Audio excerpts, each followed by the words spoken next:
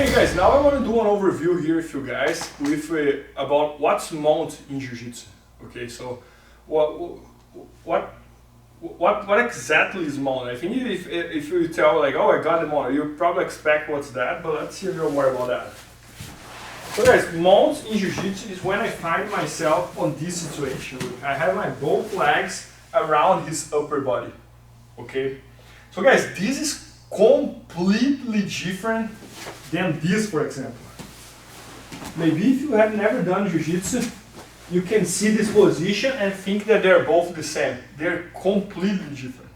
The reason why is, here I'm on my opponent's close guard. So I'm fighting against his legs. So again, I have my two arms against his two arms and against his two legs. And his hip is above my both legs. So this position, it's not great for me. My opponent has a lot of attacks over here. He could attack with my legs, he could attack with his arms, he could use his hip to sweep me. But when I find myself on this situation over here,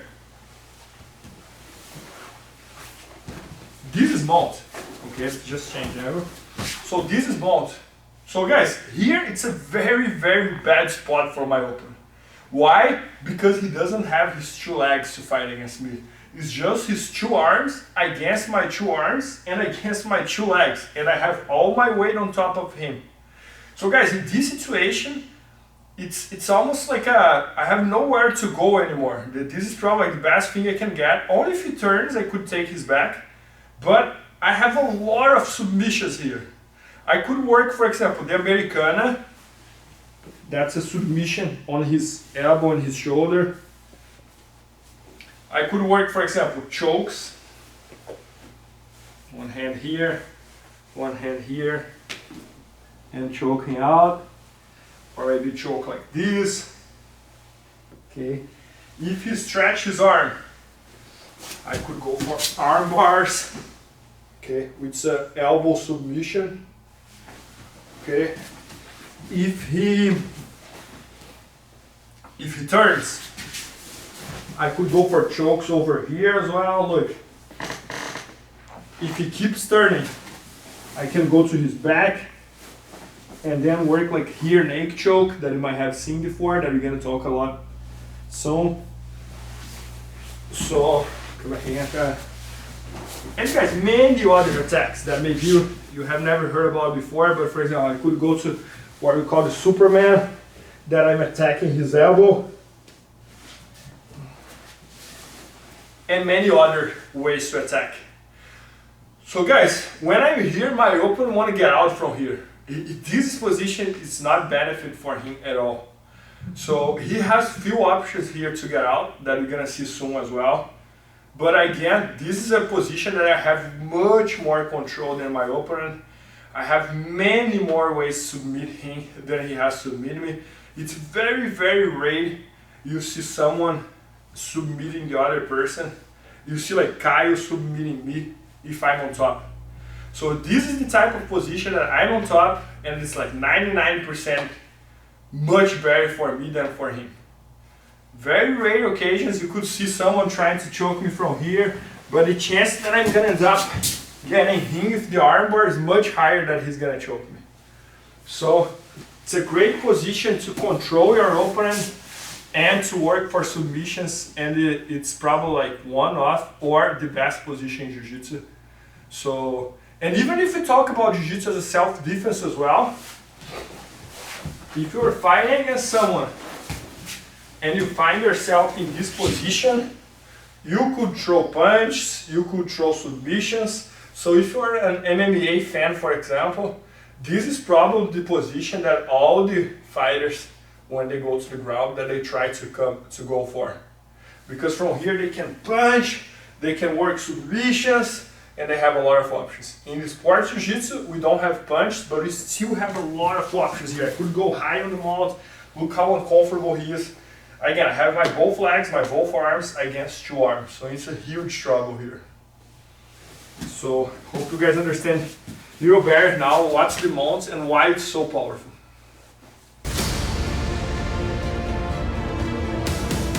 Okay guys, in this situation here, I want to make one overview with you guys about what's the back attack.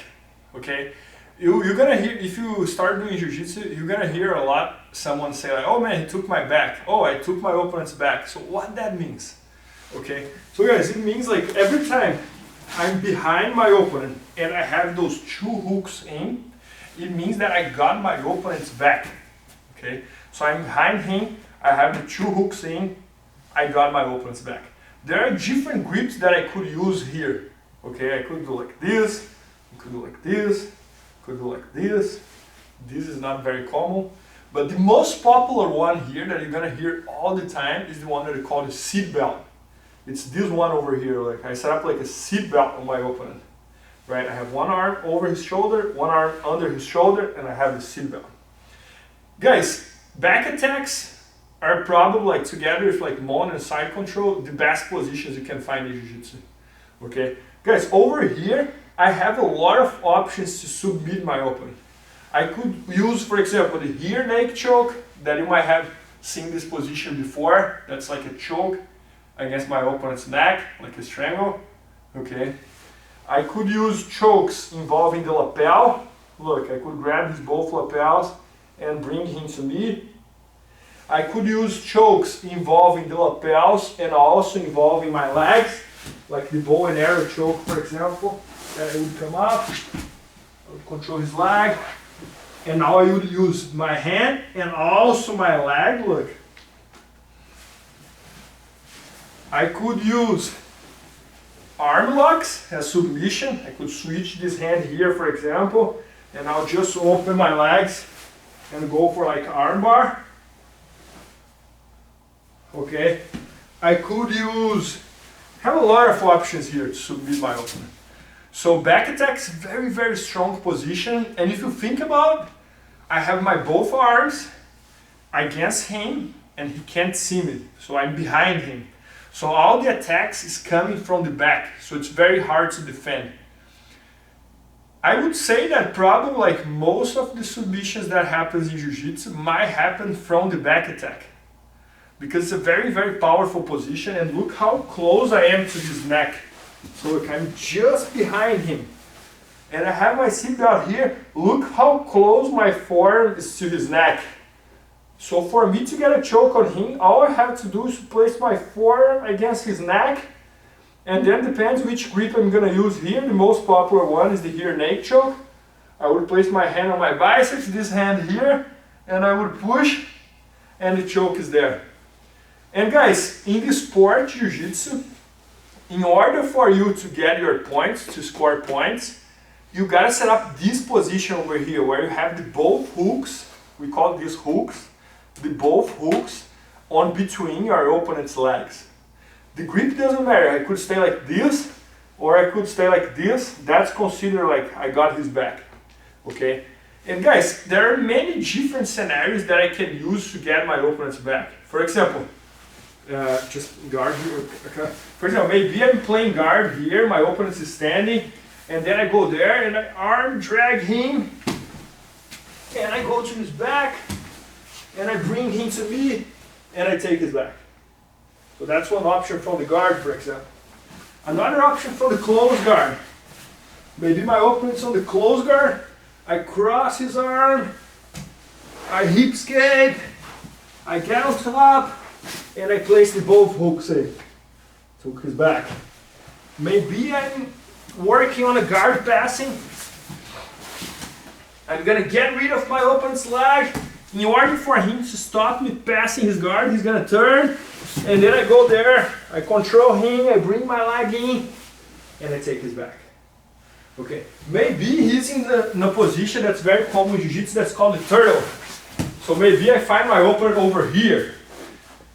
This is probably the most common way that you take opponent's backs, when he's in the turtle. So he's in the turtle here, I'm attacking him, and then my goal is to take his back, so I'm gonna rotate him, and I'm gonna place the hooks, and I'm gonna get it back. So back attack is a very strong position. We can work this from everywhere. We can try to take our opponent's guard almost from all situations in jiu-jitsu. From guard, from when you're trying to pass the guard, from close guard, from mount, from side control, from every scenario, we can try to go to our opponent's back.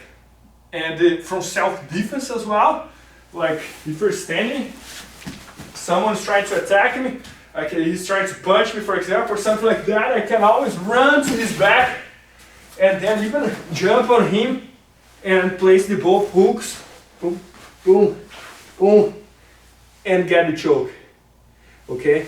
And guys, if you think about the back attack, when you get someone's back, when you put the hooks in, when you control the arms, it's a very, very strong position because we're gonna feel almost like a backpack on our opponents. So for example, if Caio is on the knees, and let's do the opposite here. Caio is gonna take my back.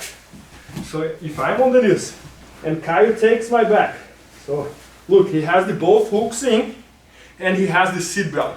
This is so strong, guys. Even if I start shaking him here, look, he's almost like a back tacker, almost like a monkey on behind me. So if I try to shake him, if I roll, roll, he doesn't lose the position. Look, even if I stand up and then try to shake him, he's always on my back. Look, and then from here, at any time, he can involve my arm and go for a choke. So very, very strong position. If you watch MMA, for example, it's very common that you see someone going to the person's back and the match ends over there because he gets a choke. So I hope now you understand a little better what's back attack.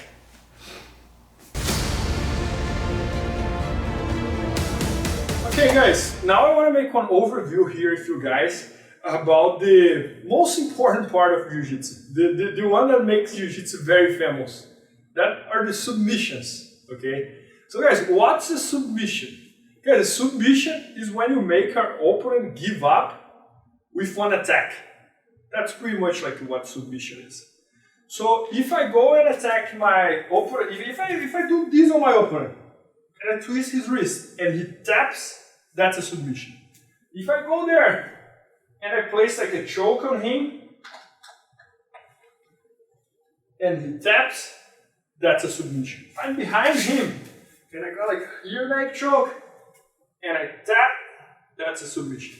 And guys, that's exactly how Jiu-Jitsu became so famous around the world. Because in the beginning of Jiu-Jitsu, the Gracies, the family Gracie, they used to challenge the other martial arts, and they would always get the submission against everybody. So they would always make the opponents from other martial arts give up without even hurting them using the submissions. So I just want to do an overview with you guys about the most famous submissions. So guys, basically, like, what are the submissions you have in Jiu-Jitsu? And the Caio helps me out if I forget some. But we have chokes, which are same as strangles. So strangles, for example, here neck choke, it's one strangle. Okay? So just lay down, okay?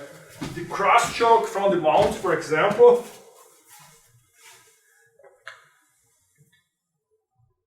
It's one strangle too. And I could use this same cross choke from the guard too.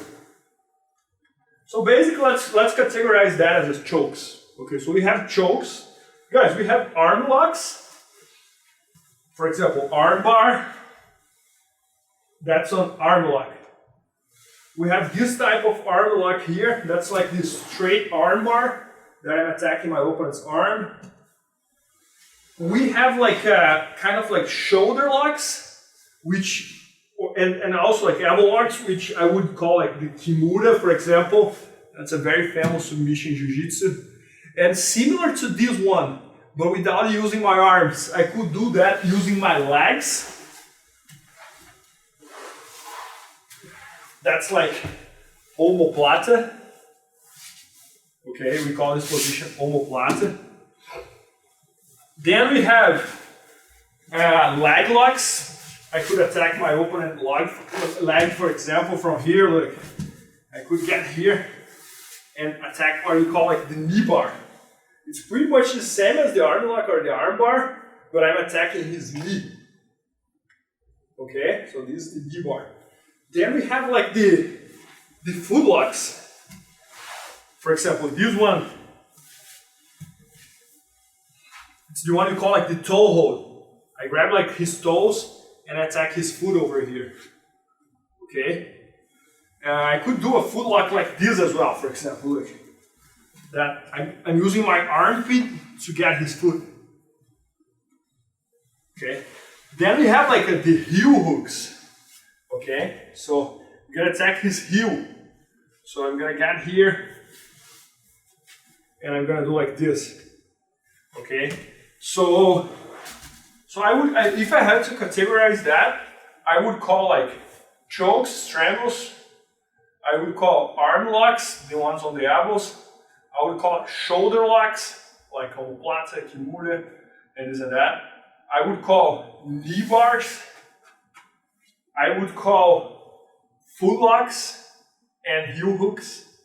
So if you think about that, everywhere on our body that we have a joint, there's the wrist locks as well. So everywhere on our body that we have a joint or we have a neck, we can find a submission. So in the neck, we find the chokes and strangles. Shoulder, we find the shoulder locks, like kimura, omoplata, etc. Arms, we find the arm locks and arm bars. Wrist, we find the wrist locks. Knee, we find the knee bars. Foot, we find the foot locks. And there are more, guys. There's like how do you call it, Kyle? The one in the twister kind of stuff, yeah, all that stuff. Yeah, so we can use twists, I guess like this area for body here too. So sorry about my English, guys. I'm Brazilian. And so those are the submissions in Jiu-Jitsu, like arm locks, chokes, shoulder locks, knee bars, foot locks, and etc. And then there's twisters, I guess, like kind of like the hip. So everywhere on our body that we have a joint or we have our neck, there are submissions.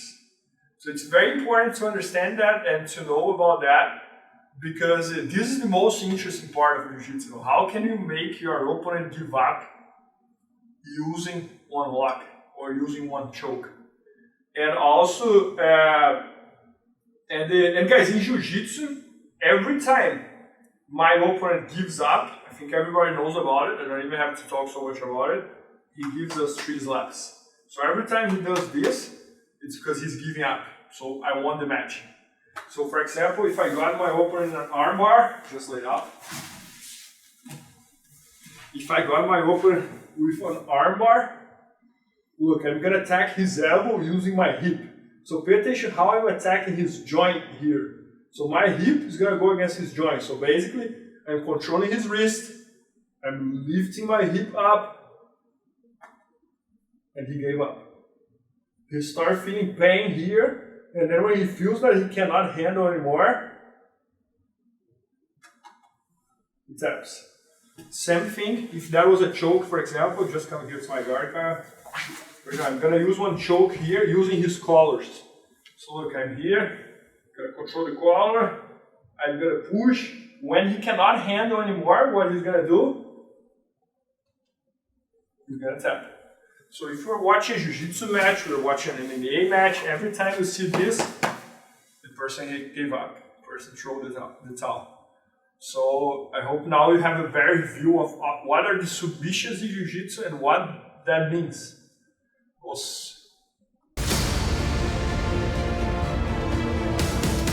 Okay guys, now I want to make one overview here with you guys about one part of Jiu-Jitsu that it's as important as the submissions, it's as important as the sweeps, the guard passing, the mount, the back attack. Guys, this entire part of Jiu-Jitsu, it's called the escapes, okay? So in the same way that we should be good about attacking, we should be good about escaping, okay? And this is what makes Jiu-Jitsu very, very, very interesting, guys, because when you get a submission in Jiu-Jitsu, it's almost like the checkmate, right? So you get a check. So if you're playing chess, you put your opponent in a submission hold, it means that you're putting him in the checkmate. But for every attacking position in Jiu-Jitsu, it doesn't matter if it's a positional position or if it's just like a submission, there are one or more escapes. For everyone, every position in Jiu-Jitsu. If you get the mount on your opponent, he has a bunch of escapes. If you get an armbar on your opponent, he has a bunch of escapes. If you get a choke on your opponent, he has a bunch of escapes. If you get a kimura, foot lock, knee bar, back attack, side control, for every position in Jiu-Jitsu, there are one or more or way more escapes. Okay? So this is what makes Jiu-Jitsu become like very, very like a chess. Because once my opponent knows what I'm trying to do, he's already escaping even before I really started doing that thing. So it becomes like almost like a brain game, because you gotta know your attacks and you gotta know his escapes. You almost gotta think first than him. Most of the times you see someone who is really good in Jiu-Jitsu, looks like that guy thinks very fast. Looks like everything you try to do, he already figured out. And then like you have one escape, he's gonna change his attack, he's gonna change your escape, he's gonna change your attack, you're gonna change your escape, and it becomes like a brain game using the body and using your physical conditions and this and that. So guys, I just want to make like a very quick overview here about a few escapes that are very popular in Jiu-Jitsu. So let's get it started. So guys, one of the most basic escapes we have in Jiu-Jitsu is from the mount. If my opponent gets the mount on me, and it's the one we call like the bridge. I can involve my opponent's arm. Okay, I can place my hand on his hip. This is more like for self, if we're talking about self-defense. And then I bridge, and I get on top, and I go to his guard. I could do the same position, more like in the sports Jiu-Jitsu version, which I would control his arm. I would place a hook here, and now I'm gonna bridge, I'm gonna lift my hip up, and I'm gonna get on top. So escape it from the mount. Let's imagine that my opponent has me in the side control. Look, he's on my side control, I would bridge. Guys, every time I say bridge, I mean like lifting my hip up. So I would lift my hip up, I would hip escape, and I would bring him to my guard and have him on my guard. Okay, let's imagine that he takes my back. So he has my back here. I'm gonna control his arm. I'm gonna go towards the opposite side of the arm he has on the shoulder. I'm gonna get rid of his hook. I'm gonna move my hip out, and I'm gonna escape from the back. Let's imagine he gets me in the armbar. He got me in the armbar. My thumb's up, look. I'm gonna turn my thumb down, so now the armbar is not gonna be so efficient anymore, because he's not going straight to my elbow. And now I'm gonna turn, and I'm gonna get on top, going to his side control. Let's imagine that he gets with a choke. So I'm on his guard, for example, and he's gonna place a choke on me. As soon as he set up a choke, I'm gonna stretch my both arms, and I'm gonna break his grip, and there's no choke anymore. So I just made a very quick overview here, just to show you guys that for every submission he tries, every attacking position he gets, there's always one or much more escapes. So this is what makes Jiu-Jitsu very fun.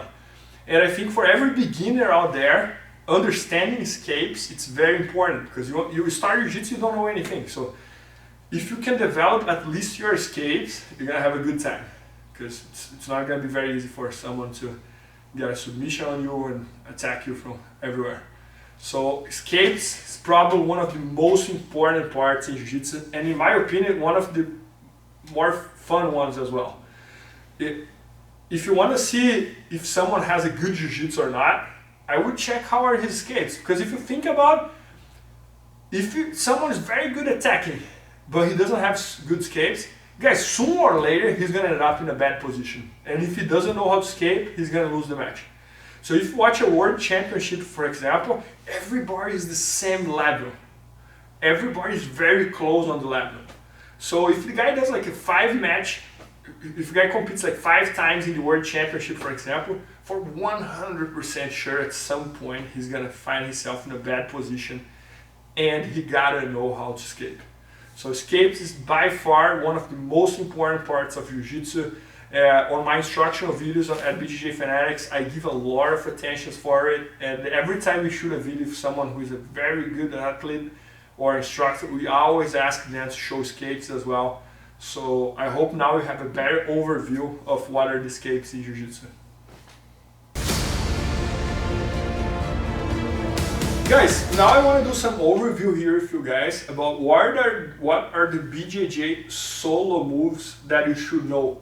So there are like at least like 5 or 6 solo moves that you're gonna do by yourself, that in order to practice Jiu-Jitsu you should know these moves, and very simple and very easy to understand.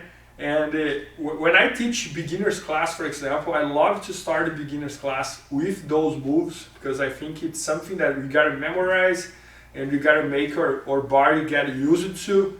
And they're very simple to be practiced, and a bunch of them is how to fall, some of them is how to move our hip, and etc. So the next clips here, we're gonna do one by one and kind of give some attention to each one to make sure you guys understand that.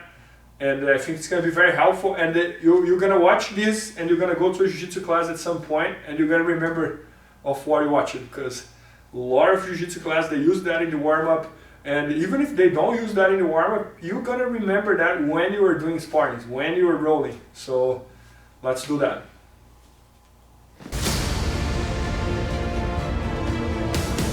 Okay guys, so first BJJ solo move here that I believe you should know is how to break fall. Okay, so the first one you're gonna do is the back row.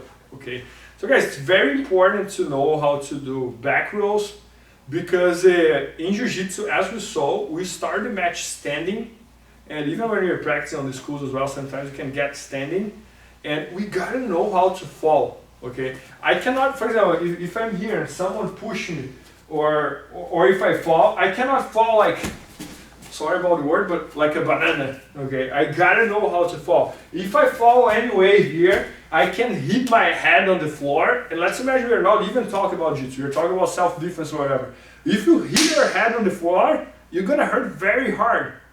Okay, so maybe you can even like pass out or whatever. So we gotta know how to fall. So first one you're gonna do, first break fall you're gonna do here is the back row. Okay, so what you're gonna do is, let's imagine that I'm gonna fall backwards. So guys, again, I don't even know how to fall wrong. I don't want to fall just like this and hit my head on the ground. So what I'm gonna do is, I'm gonna bend my legs a little bit, and now I'm gonna kind of like fall down, bending my neck towards my chest, and I'm gonna back row. So I'm gonna over my shoulder. So I'm gonna do this way.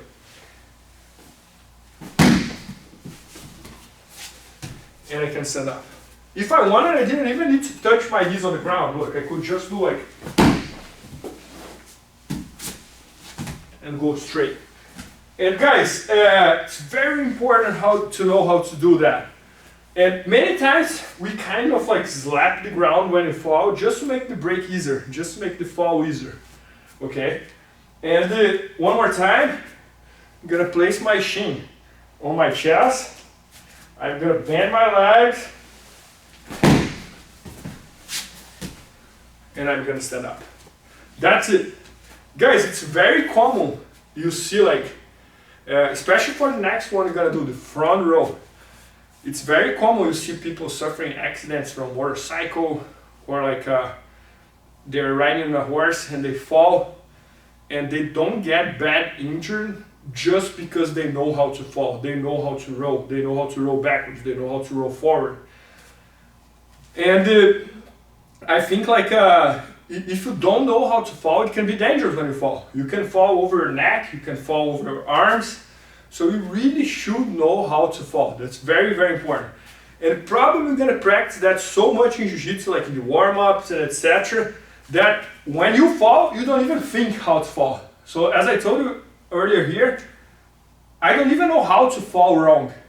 If someone pushed me here and I fall on the ground, without even think, automatically I'm gonna fall in the right way. Just because I'm so used and so conditioned to do that I'm gonna fall in the right way. So one more time, I'm gonna do quick now. Let's imagine, Kyle, just come here. Kyle is gonna push me here and fall. Or maybe Kyle is gonna do like a double leg on me, for example. I'm not gonna fall with my head on the ground, look. I fall a little sideways. And then I decrease the chances of getting injured by like this. It's gonna be very hard to get injured.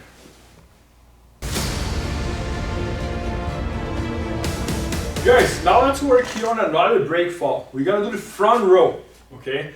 So let's imagine that I'm in this situation, someone's gonna push me here and I'm gonna roll forward, okay? So guys, if someone push me here and there's, for example, let's imagine there's an obstacle here in front of me and I'm gonna fall, I don't wanna hit my head on the ground, I don't wanna hit my face on the ground, I don't wanna hit even my arms on the ground. I gotta know how to roll. If I roll, the fall is gonna happen much easier. So for example, if I'm here and I'm gonna fall, what I'm gonna do is this. And then I roll on my shoulder and I don't even hit my head on the ground. I don't get any injury if that happens. So for example, I'm here, I'm just gonna do this, look, hand on the ground, and I'm gonna stand up right away. Okay, so one more time, I'm gonna teach you how to do it. I'm gonna show that in action as well.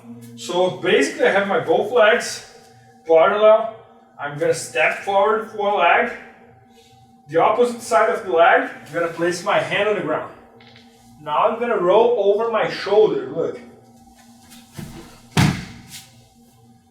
And I'm gonna stand up right away. So one more time. I'm gonna do it to the other side now. This leg in front, I'm gonna create like a triangle. My foot, my hand, my foot. And now this hand is gonna slide up. I'm gonna move this hand down over here. And I'm gonna roll. And I could have finished laying down, or I could have finished standing up right away. So, Kyle, can I use it? Guys, very, very important to know that. Let's imagine that my opponent is gonna do like, he's gonna do slow motion here. He's gonna do like moto TCOA on me, very slow motion. Let's go, Kyle. So, where I mean like, or maybe like this one over here. Do it very slow. Look, he's gonna take me down, he's gonna place both knees on the ground, for example. Just make it easier. Guys, if I don't know how to fall, I'm gonna hit my head on the ground. So as I know how to fall, look what's gonna happen. Kyle's gonna throw me. And I don't get hurt. It's fine. Okay? Maybe Kyle is gonna do like a balloon on me. So he's playing guard. And he's gonna sweep me. I don't hurt, just because I know how to roll over my shoulders. I'm so conditioned on doing this every day that when I have to roll, it's automatic. As I mentioned earlier, it's very, very common. You see someone who suffered a motorcycle accident and he burned his arms, he burned this, he burned that, but he didn't get hurt. I mean, like, he didn't get paralyzed. And he's fine, just because he knows how to roll. Same thing in Jiu-Jitsu.